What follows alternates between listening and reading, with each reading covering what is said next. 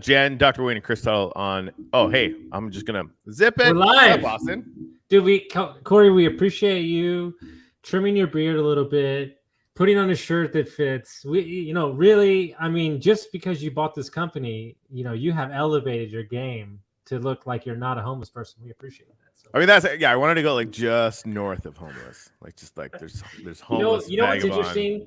Austin, Texas. When I moved there, the town taught me more than anything that a dude wearing sweatpants and flip flops can have a black AMX card. Austin, Texas is the official city. You're not allowed to judge a book by its cover because they just, the thin line between homeless and very successful is very close. I think anywhere where there's tech startups, hey, it's sort of as a rule, we kind of don't give a crap. So Japan might be like that, actually. So on this show today, we wanted to bring as many as we could get the uplifted crew. It was a whirlwind week last week. Lisa's in the house.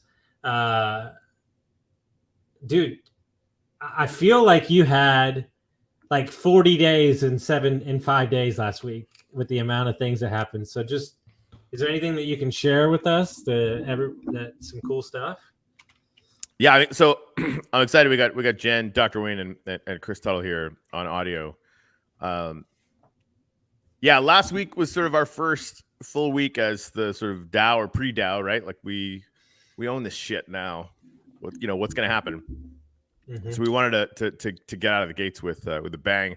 Set a massive goal of, we're going to be minting NFTs, a couple little worlds on Ethereum pretty soon, and we set a massive goal of connecting with 100 different projects on Ethereum, basically from scratch, to kind of bootstrap the community over there. And as of this morning, we're at 17. I was pretty excited like 5 or 6 days ago when we had 4 or 5 because we just wanted to get the ball rolling. Of those first 4 or 5, one of them is on the front page of OpenSea. One of them is the very first art collection on Ethereum or anywhere ever. My Curio Cards, who are going to be building their museum in our space. And we've, connected with ApeSwap, and they're going to be bringing in a few people in their community, which is leading to all sorts of crazy stuff like that. The conversation I had with Julian from ApeSwap was expansive. And we got, a few, art projects that are coming in, and we got 2 different groups that are working working towards advancing women in NFTs and Web3 are coming in. So yeah, it's gone nuts, right?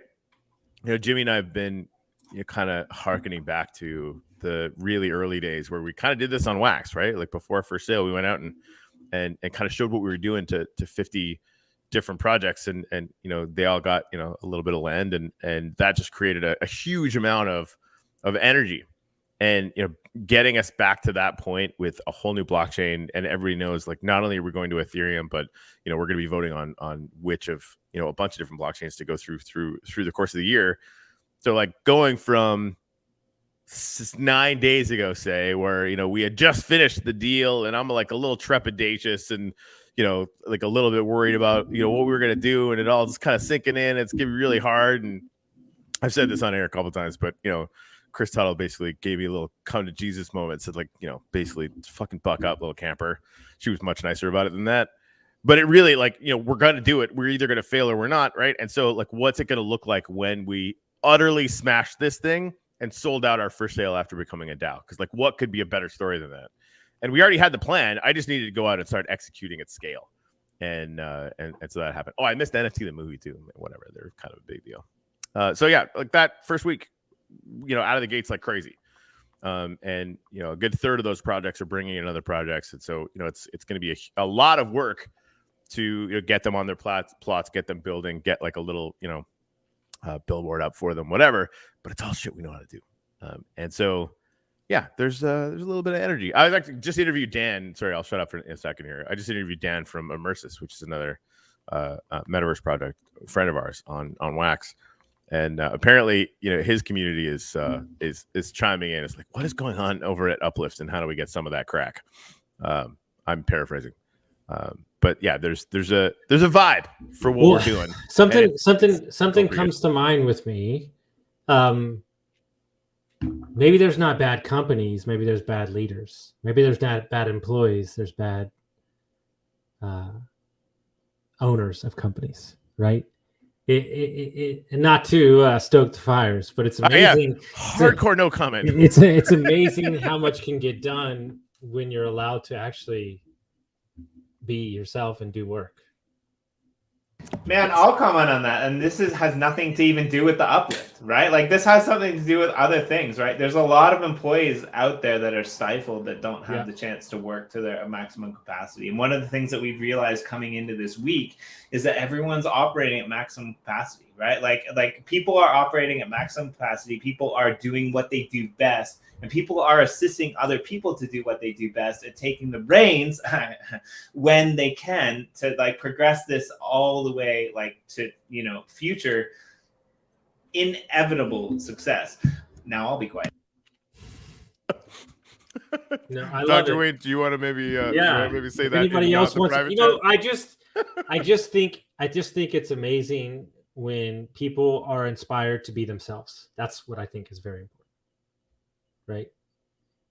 I think if there was more world like that, then it would be a much more up-leveled consciousness. That's all I'm saying. I like the fact that there's a lot of people on voice here, because like some of these people that are on voice are, when they're themselves, that's why this whole thing works. There is nothing better. Let me tell you something. There is nothing better than getting an email from Jen. Not on Zoom. An email later, because it's the most concise, detailed vision email I've ever seen in my life. I love it so much. Me and Conrad were talking about it offline. I was like, Conrad, you found your person. It's Jen. That's delightful to hear. Thank you. Yeah, it's great, you know, and I love it. And so, you know, is there anything, I'll open it up to the team. Is there anything that has surprised the team on how quick they can move and how excited everybody is to help? Is there anything that's kind of struck out to them in the first, 8 days? Here's the fun answer. No. Okay. I love it. So what you're saying is that we always knew it was there. I watched it happen a year ago. It's the same thing going on again. We bootstrapped the whole thing, both the community, the technology, everything that's going on, the vision has all gotten bootstrapped over the last year. We're just building on that and doing it again. And what have you learned this time, or what did you learn from the first time that's going to even elevate it even more this time? Chris, can you say something about the DAO? Because I feel like that's exactly where we should take this conversation, and no one knows this shit more than you. Yeah, I mean, I think we learned a lot about governance last time that we're applying here with things like the DAO, and I've been harping on this idea of sort of meta stability and tension, and bringing a bunch of those biological concepts into the DAO, because what we want is this robust network of different groups of people who are all taking various responsibilities, where there's a certain amount of overlap and where we all share the same base interests that we can express through DAO voting, right? And to have those groups be under tension a little bit with each other, right? Like, it's healthy for the marketing committee and the events committee to butt heads over budget resources, for example, and marketing think they might be better allocated towards marketing, and events thinking it might be better allocated towards events. But we are in the NFT space where we can create a lot of value, right? So finding situations where it's not zero sum, but maybe marketing and events come together to release a specific NFT with a specific purpose to fund both needs is completely possible once they've started to have that tension. Let's see. I learned a little bit that we didn't necessarily project management is a tricky concept to go into, right? And with the DAO forming up, part of that is letting go of even some more of that. There's some necessary reins pulling required to get certain things developed and put together on deadlines, right? And everyone can mobilize to that. You can have fairly linear project management there too. And it's almost necessary, but what we really need is more project documentation, right? We need a lot of people who are ready to write this down, build the archives, make it clear what has been thought of, what has been decided, what has been agreed to, and to keep those sort of things on people's plates, right, on the relevant people's plates. Because like I think Modded Outline Discord chat brought up recently, this is a lot like a big group project in school, right, instead of a huge company. And so like it doesn't work very well to manage everybody's days. It works very well to manage people's deadlines for specific things, and to remind people what they've already agreed that they're going to be doing. And so I think a lot more of that with a lot more transparency is going to be easier than an extremely rigid, seek approval, seek budget, allocate 15 hours to it. If 15 hours of, properly, stop clocked time elapses and the project's not done, give it negative weighting, like that stuff sucks, right? Whereas it's much better to just enable people to build what they can build when they can build it as well, and for everyone just to know when to pull together for big deadlines.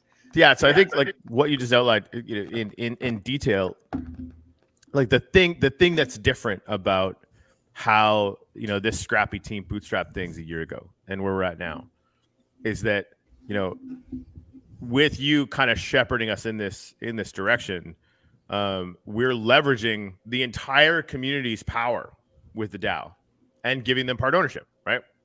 So it's not like the I guess the distance between, or the difference between the kind of core team and the community is dissolving effectively, and we're like aggressively doing that on purpose, right? And the amount of power that we're going to be able to wield as a community of people that are, incentivized and fully like encouraged and empowered is going to be, what we did before was a big deal. This is going to be 10x, right? Like we're going to be able to go and do some things that I think are kind of unimaginable speed wise. Yeah, and I think I was thinking yesterday. I was talking to one of my clients this morning too. Though it's amazing to me how quick you can create these days. Like I was, like you can like a business and like bam, bam, bam. Like, and we were even looking back at like what we've built in the last 2 months, and it's like, holy crap. Like, and like we're just in a world now where like the new norms are you're just like growing, going. And so, I've always think that half of my job is like taking out the middle of the corporate fat. Like I just think that the way, like we just did a mind map for my health insurance company, and we were like, oh, you only need like one more VA to get to like, this huge milestone number. And I think that as a team, if everybody has assigned tasks, they have what they're doing, the project manager, you're tracking everything, like you can really create a space where you can really streamline really quickly. And then you have, which I think is the coolest thing in the world, is you have the community bringing in help too, which is like ownership, right? Like I think that's why I tell everybody, like you have to document it from the beginning because they need to connect with you. My number one thing with like the bigger guys, I'm just using that example you see on stage, I think they've lost the connection with their audience. I think is the number one thing I've seen. Yeah, they might be popular, but I just don't think that they're touching and impacting as much as they can be. So there's an interesting parallel here actually, like between when we first did it, right? Like a lot of people on this call were there, when we did it the first time. Dennis was there, Dr. Wayne was there, Corey and I were there, and we bootstrapped this, and a lot of times we just kind of like picked up what needed to be done and we did it. And sometimes it was, brilliant because that's what we're good at. Sometimes it was, okay. But like having the other people that have joined the team since that time, Jen's a great example. Tuttle obviously is a great example. It just changes the dynamic, right? Because there's more people that like can do things that are good, and B, one of Tuttle's strengths is like focusing and directing people into where they're good at doing it without being like overbearing or managerial, right? And one of Jen's strengths is, she's just a superstar genius interviewer who is ridiculously smart, and you guys have no idea. Right? So coming from like the old days where it was me, Dennis, Corey, Flo, and some of these other people in the background, and having that kind of ability to rely on other people to bootstrap this, and then having them program that into the whole DAO atmosphere, it just creates this whole kind of ecosystem of community that can be helpful in ways that we already know, but beneficial towards like the final outcome that's going places that like we couldn't have even projected back then, right? Like back then we were just kind of bootstrapping this thing into existence that would be really good. But now we're bootstrapping this thing into existence that has a direction that we already know works, right? Does that make sense? Like it's really bizarre. And we have the people to be able to do that on the background that are a little bit more directed than the original bootstrappers, maybe. No, 100%. And it's I was listening to John Maxwell this morning, who's like my favorite, talking about leadership. He was saying, the only way as a leader that we stop growing is if we are content with where we're sitting. And I think that we as a team, just as a community and everything in general, I think as long as you're growing, I interviewed probably one of my favorite people, top level author, coach for Alabama football, New England Patriots. I interviewed him last week, and I was studying him, and I was studying like all this top CEOs, and the number one quality I found in all of them is they're humble learners. They're always learning. They're happy to be, not the smartest guy in the room. And I think when you have a group of people that is creating a space where everybody's trying to learn and get better and better, then, basically it's unstoppable what you can create. And I think that's super exciting to be a part of that and just, champion that more than anything. The moment that you think you know everything is the moment that you stop learning. You're not a Pats fan, are you? No. I don't. Good, really because watch if you were, sports. I was gonna have to leave because I'm a Jets fan. I'm just gonna have to leave. I'm so sorry for you. That's so terrible for you. I'm sorry. I just wanted to chime in and say that one thing I'm really excited about, I know I've brought it up a couple of times, but like that we as a DAO can tap into that most companies can't, is this kind of casual workforce, right? And that's not just the core team, that's not just the community, it could be just anybody, even someone a lot more external to the community. But from within the community, I think a lot about like taking care of our own, like being in a situation where people feel excited to contribute things even if they haven't been asked for it, knowing that the DAO is probably going to gratefully accept that, do something with it, and probably even vote retroactively for some compensation, right? For that, like, for it not to have to be that I proved myself through working for a long time and then get a salary, but instead be here's something, and to trust that the DAO is going to do something useful with it and take care of you as well. Similarly, like there are people in the community, I'm sure for whom like $200 a month or $300 a month makes all the difference, and suddenly they're not spending 10 hours a week stressed about financials. And if we recover those 10 hours a week and get that person's activity, chairing a committee or being engaged in moderation or working on developing their own skills in something new, like maybe they're learning to code through a plugin and they've got that time back, but like just having that time no longer spent stressing and instead spent productively towards DAO is worth small amounts of money here or there, right? And we don't have to hire everybody at a salary of hundreds of thousands of dollars a year and then work them to death based on trying to make that expectation of value back out of them. We can find a middle line here that's a lot more win-win-win. And can I just say, like, I'm continuously baffled at the fact that somebody like Tuttle, who is so good at organizing people, is even more brilliant in handing organization over to a community of people who are the DAO, right? Like to the point where, like, she said to me a couple times, like, Jimmy, I know it's really hard for you to give up control, right? Like it's really like it's really fascinating when you dive into it, and just like, I've learned so much, about organization, and you brought up leaders, right? And I mean, I would just, like to shout out Chris, because like she's leading us into the new frontier with her ability to be able to organize the committees and things in the DAO. And like, we really needed that. Like she's doing an amazing job, and the community's following her, the team's following her. And it's just like, I don't have the ability to give up that much control. But her whole Luckily, thing is you don't have a choice. Right? No, but like it's perfect, right, Corey? Yeah. Like you can talk about that a little bit. Yeah, no, I think that, and Austin and I have actually talked off air about this a bunch of times, like the idea that we're now in I think the committees are proof of this, right? I had a long conversation with Howie about it. Not sure who's having the audio problems here. Hopefully it's not me. Anyway, like we're gonna be like a farm team for leaders, right? Like we're gonna be cultivating them and lifting them up in each one of these committees. And that's I don't know. I get really excited about that.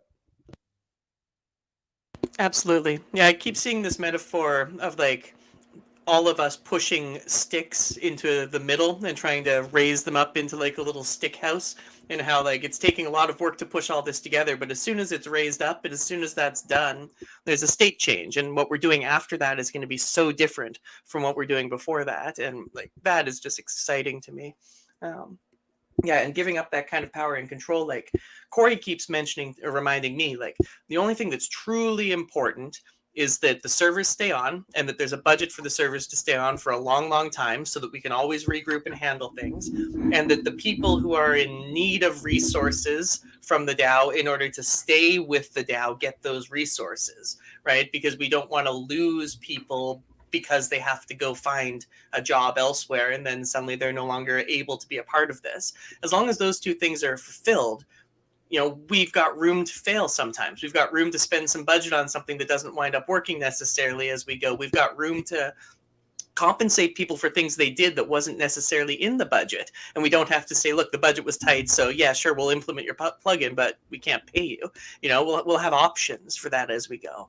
But we got to secure those two primary things. And yeah, I think that's like, especially that second one, making sure that people don't have to go elsewhere, is beyond the team. It's the whole community. It's what we want to support for the whole DAO. Eventually, we want that safety net where you can feel like no matter what, you're going to be able to contribute meaningfully and be able to eat through the DAO. You know, that would be a dream. Yeah, and as an addition to that, and I think it sort of feeds into the first bit of it, you know, that creating longevity so that we can, you know, throw a bunch of spaghetti at the wall and have small bits fail. Like we need to have the room to try things. Like watching what you know, never mind what Block One didn't do because they should have done a billion things.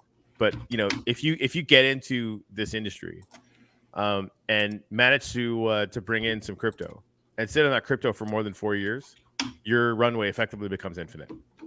And like that's I get excited about that, right? And that's hard in the beginning, especially because we have like a million things we want to do. But I think the more judicious we are and the more careful we are in the near term, while making sure that, you know, Chris, we do those first two things. Like, you know, if we don't do that, then you know, we're moving backwards, not forwards, no matter what. Then it just permanently almost solves that first issue, and then we can try crazier things with more people. And then things get weird. My coach said to me at the company he was building, he said that if you can build something knowing that one day it'll be bigger than you as a one person, then you're building the right thing. Like we all want to be replaced. Yeah, and I think most people build in place of their ego.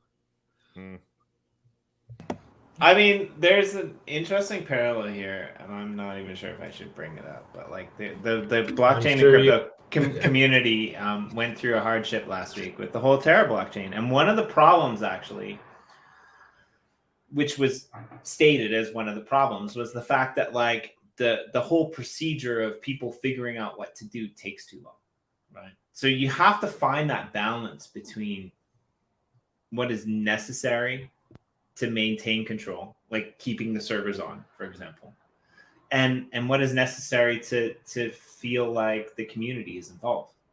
And that there's a really interesting dynamic at play. And like, I'm excited to see how all of these varying communities in the DAO work out, right? Like, I don't even know if I'm going to have time to sit on the majority of them, right? Like, or any of them, right?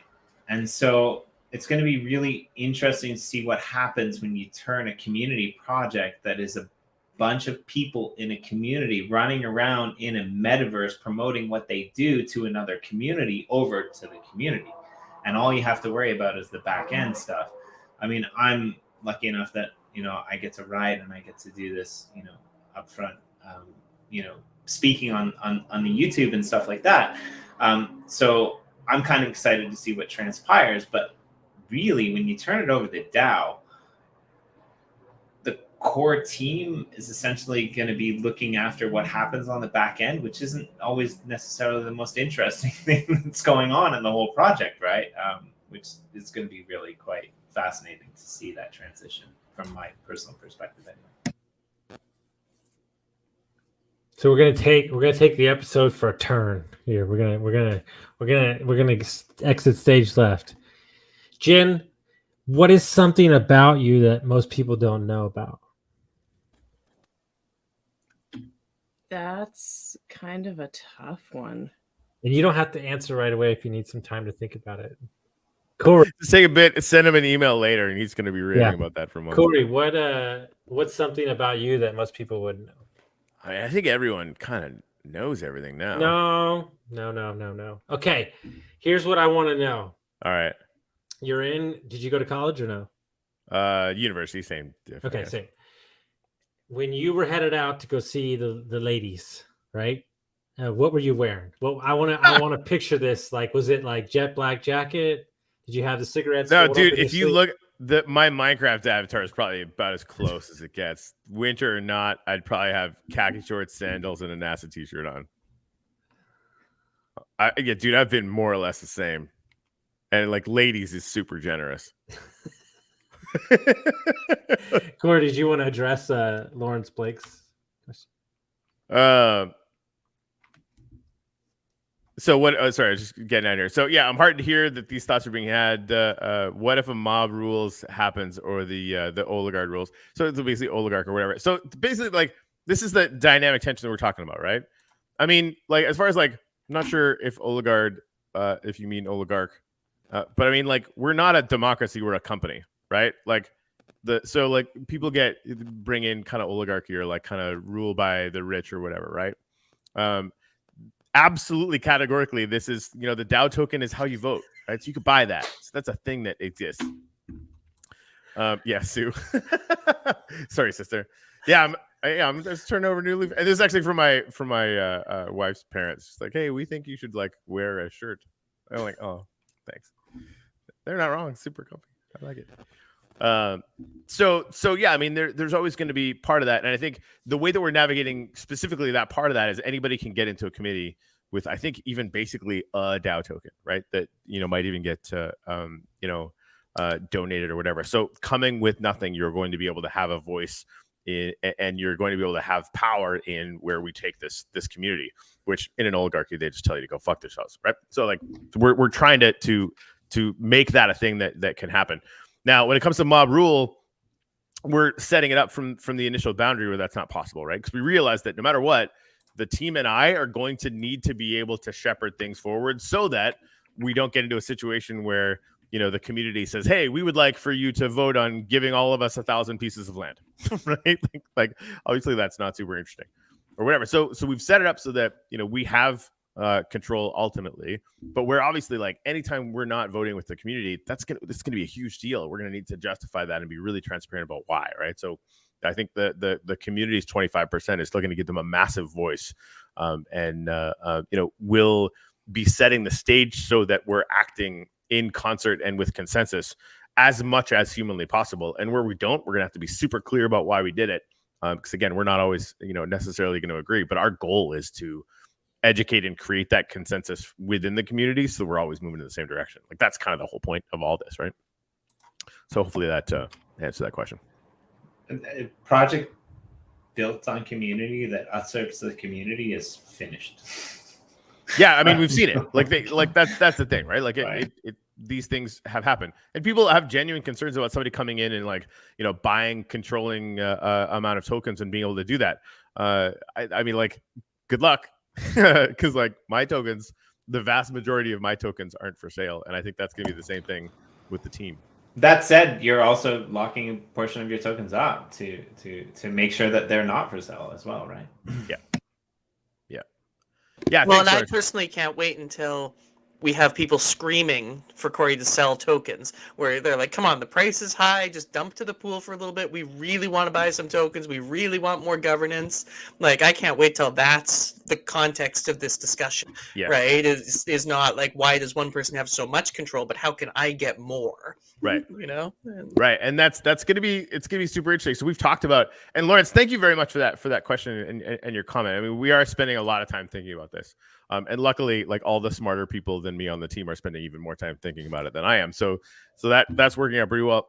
But yeah, like, my goal is to get down to 25%. Like, I'm going to start around 40. My goal is to get down to 25% eventually, right? Because, like, the more I look at what we're able to do this year and the way the revenue share is going to work, like, do I want to get rid of any? Like, so just like, just gonna wink, nudge, because, you know, we're going to do a lot of work, blah, blah, blah. Anyway, so, but yeah, I mean, I think that, you know, is going to be a dynamic situation moving forward. And I had another thought, but I forget what it is. We should probably hear from, like, Dennis and Dr. Wainmore. Yeah. What do you think? Agreed. Thoughts? Dennis, what do you think? You're planning on a total takeover of the DAO, right? Like, it's just going to be, you're just going to take over the whole thing. Well, yeah, what I find fascinating is, that basically everyone has a chance. So you don't need, especially DAO tokens, even. You can just apply for a committee or a chair committee or grind your way up. So I think it's, the most open way something like a gaming company can be in form of this DAO, because everyone can vote for the feature he or she loves, or you can, grind your way up if you do not have the funds to get DAO tokens in the first place. So it's also very democratic and also a little bit meritocratic, I think it's called. Yeah, meritocratic. This reminds me of something Gary Vee just said. I think it was on Facebook. I can't remember where I saw it, but he was saying that, you know, like, you just want to be, you know, going out and doing big deals and getting into these NFTs or whatever. And somebody, he, you know, said he got a bunch of emails in a row saying, like, hey, dude, like, I have $9, like, or something like that, right, all at once. And then he started thinking, well, like, what was I doing when I had $9? Oh, garage sales or whatever, right? So he starts making all this content about, like, how do you start from zero? And that's become a huge part of his brand now, right? Like, the ability to kind of go out and you know, do side hustles or do whatever it is, like, how to basically go from time and energy and intent to, you know, creating the kind of momentum that then bootstraps you up, and then you can get, you know, to whatever these other things you know you want to get into. And yeah, I feel like, you know, we've set it up so, and I think, you know, Tuttle's been spearheading this from the beginning. You can start from nothing but time and intention, right? Like, what I was doing when I had nothing was volunteering for every crypto project that would have me, and interviewing and doing everything I possibly could to bring my meager skill sets to this space, right? And that has power. And so, like, if we're creating onboarding ramps so people can actually get in and do good work and connect with other people that are doing the same thing, that's a you know, pretty elegant kind of, it's not even a compromise. We're just doing all the things. Well, Rich Dad Poor Dad kind of made it popularized in the West, but, like, you know, your second tier economies, you know, countries like India, China, you know, Indonesia, and Malaysia, they've been doing for years, and they excel at it, right? Like, they're really good at making something out of nothing, and they do such a good job. And I'm really excited to see the world that we've created in blockchain come together, because now you have these people who can come out here, you know, into the Uplift world. They can become a part of, you know, the metaverse, the economy, the network, the DAO, and do all of these amazing things and have a say in where it goes. Even if it's only one vote, you know, as Dennis said, you can grind your way into the community and show your worth and get people to follow you. And that's really important when it comes to, like, you know, community governance and where we're headed, I think, really.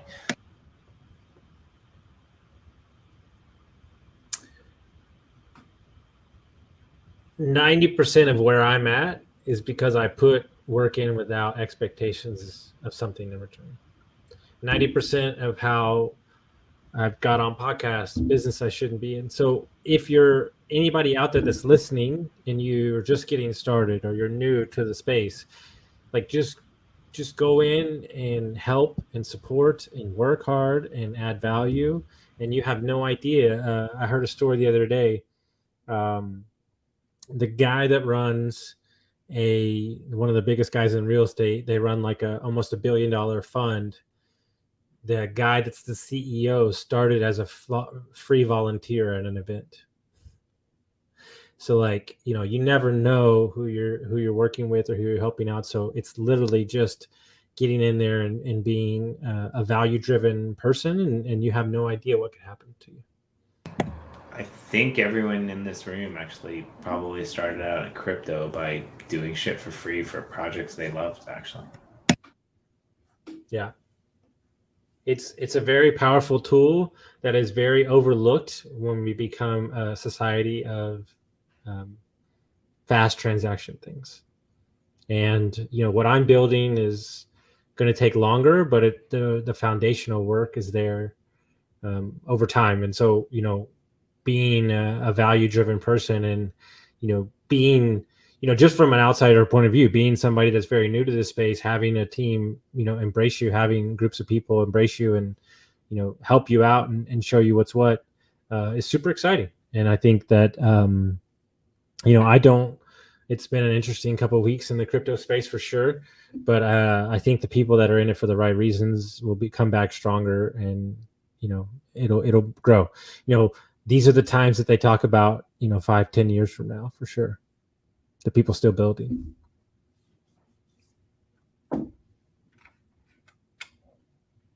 Is there anything else you wanted to share, Mr. Corey, my man?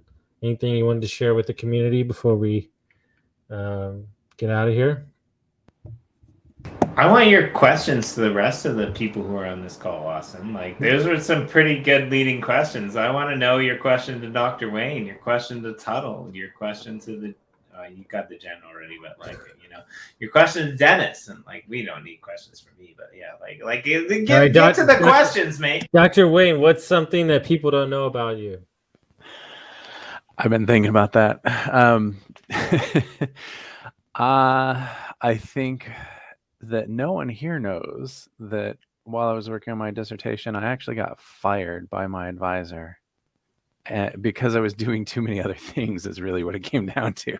Like, I have too many interests. So yeah, that was fun. Wayne, if you spent 30 we'd be a kindred souls, buddy. If you saw my mind, mind map, yeah, it's scary. So I love it. Dennis, is there anything people don't know about you? Well, I think it depends who you ask. There are maybe many things people do not know. One current thing is maybe that I have a bunch of baby cats on my lap at the moment. Yeah, he's our resident adorable cat lady. He just takes care of cats. That's what he does. It's awesome. Dude, I'm just thinking about a Sebastian Maniscalco joke when he was talking about Uber brings over the cats now. He goes, "Is this a thing that we need now? You just show up with cats?" Like, God, I was rolling. Jimmy, I'm scared to even ask the question. What is something about you that I'm an open book, that. I mean, I'm mostly an open book. But yeah, if you want to know new stuff about me, tune into Corey and I's show. We go live 9 a.m. Eastern Standard Time, and I'm always saying shit that I shouldn't. So yeah, just tune in there, and you'll get all the whatever pre-alpha is. When you were 18 years old, Jimmy, what is it that you wanted to be? Not stuck in a beaver dam. I don't even know what that means, but okay. I used to do some pretty crazy things when I was 18 years old. I used to love nature. I used to hike about. It's carried through to the Uplift, actually, because like every plot that I get that has rail on it or that has anything built on it, like I strip it back to nature, which is weird because like we're in coronavirus times, right? But like I want it to be like naturalized, right? And I build it up, and I'm a permaculture designer, which means that I go in and look at ecosystems and I try to design them to retain the maximum energy possible to produce the most, right? Not go in and like strip them naked and pump them full of chemicals, but like to be able to design these ecosystems that have the most fulfillment. And I think the thing that, I don't know if people get this, but like, when Chris talks about, Chris is like really smart when it comes to biology and genetics and higher level order things of like how the world is organized that most people don't get. But when she talks about communities, she puts it a way that I can't comprehend, but I can kind of understand, right? Because to me, when I look at the outside world as nature intended, and then I look at the metaverse as Corey kind of foresaw, there's a really interesting collaboration that fits here. So for me, what I really want to do is be able to, well, probably sit where Chris is sitting right now, which is like out in nature on this call talking about being in the metaverse, right? Like this is what we're here for, right? Like this is the ability that we have to be able to, tap into these things. I'm not a gamer. I wasn't a computer guy until all of this kind of, Corona COVID stuff came along, and I got tapped into blockchain. And there's a really interesting application for us to be able to take ourselves out of the situation that we're in, build a community, and throw us back into the outside world community as better people to empower that community that we're actually living. And that balance to me is really important. So finding that balance is something that like I'm here for. And I think a lot of people don't know that. Like I'm not in the world that I seem to be because I'm trying to be in too many places at once. But I just want all of those places to be able to come together and everyone to be able to benefit. I mean, if that makes sense. Have you seen the documentary, The Biggest Little Farm? I have. It's a great documentary. Dude, that's like right up your alley, man. I think I might have taken some words of wisdom from that. Yeah. I mean, it's great. And the other thing that people don't know about me is that Austin Linney is one of my favorite people in the world. Not because he's, incredibly smart, not because he's, a super genius, but just because, every once in a while he's like, hey, Jimmy, how are you? And he checks in with people. You're a kind-hearted soul, and I appreciate you for that, man. Love it. Perfect. You're so bad at taking appreciation. You're actually worse than Corey, if I'm honest about it. 100%. My coaching group made me write out like things that people said nicely about me, and that was like, I might as well just like throw me off a bridge. That jumping off a bridge would be more fun. Yes, agreed, 100%. I have found that I will take the compliments and say, you're awesome. Yes. And modest too. So that I let myself accept the compliment, but then do it in a self-deprecating way. And so pop that ego bubble right away. Yeah. Like, I love when they text it to me so I can read it a couple times. But like in the moment, it's very like, you just like go back to it. I Yeah, definitely have never done that when I was down and needed, boost. That's a lie. Anyway, so other than that, Mrs. Lincoln, how was the show? no, it's Like that was the weirdest segue. it's all right. We're used Yeah. to it. Cool. Basically, That's how we roll. all things I try to do on a podcast or all things I just throw it out the window anytime I'm talking to you or Corey. So, but it's super excited to see what transpires. A lot of times Corey sends me very excited messages. Half the time we don't know what it means. I don't know what any of those names mean, but I'm very excited. He's excited, so I'm excited. I thought the greatest thing in the world on the first call with my team was like, if you don't know what the word means, just write it down. We'll tell you what it means later. It's the best. But just super. I mean, dude, think about it. This team's only had like 8 days. What's going to happen when you give them 90? Hey, Corey, does the Very big things. Does the Austin Linney crew have a plot in the Uplift world? I don't think they do yet. That seems wrong. Like maybe next to Uplifters Tower somewhere? I know some people. We should probably do that. For sure. And I want That's a good idea. I want, as long as there's a box where you can drop off questions you have, like it's like like the old school suggestion box. Like, I love that. I do, as long as it has Can anything we to do do with that with books, guys? Or is there That any might way be to doable. That really might be doable. like having like a guest book or like something like people would use that? That's interesting. You know I'm going to say you got to give me time to test that before you promise anything. Yeah, I'm not promising nothing. Let me be super clear about the fact that that's like an R&D super maybe, and also But can I say that? also Dr. Wayne's busy and stop talking to him. Can I say what I really want? No, we brought up the first time I was ever on your show. I would love to do my coaching calls, like on a golf course or walking through like a forest in the meta universe. Like that's my new thing. I'm like, I really Yeah, want. I mean, this is like Twitter Spaces and anything in the Uplift is instantaneously functional, or Right. an audio call and anything in the Uplift, right? Right. Like, it doesn't all have to be in the game to be that experience.